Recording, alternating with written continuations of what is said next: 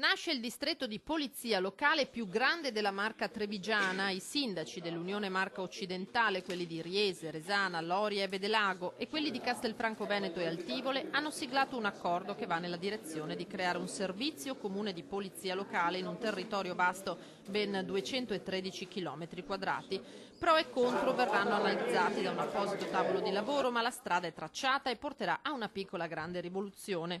Cambierà totalmente il tipo di servizio che verrà dato al territorio, perché l'idea è quella appunto di andare a creare un comando unico con delle sedi poi delocalizzate nei vari comuni, con un unico comandante che è quello dell'Unione dei Comuni, ma cambierà anche la riorganizzazione degli agenti, appunto andando a specializzare gli agenti in determinate tematiche o problematiche, e con l'obiettivo di andare a creare un terzo turno di pattugliamento nella fascia serale e notturna del 18 al 24 circa, quindi per una maggiore vicinanza al territorio, un maggior senso poi di sicurezza dei nostri cittadini. Quello che si intende fare è cercare di valorizzare le motivazioni personali di ciascuno, le attitudini e le competenze. Si è pensato già di poter affiancare le persone che hanno una certa età e quindi di raccogliere la professionalità e le competenze di queste da trasmetterle a quelli che sono più giovani. Visto che i prossimi pensionati avranno almeno 2 o 3 anni di lavoro, c'è tutto il tempo per poterli affiancare. Per Altivole è una sorta di ritorno, essendo già stato convenzionato in passato, ma con modalità del tutto diverse. Mi sono sempre impegnato per promuovere questa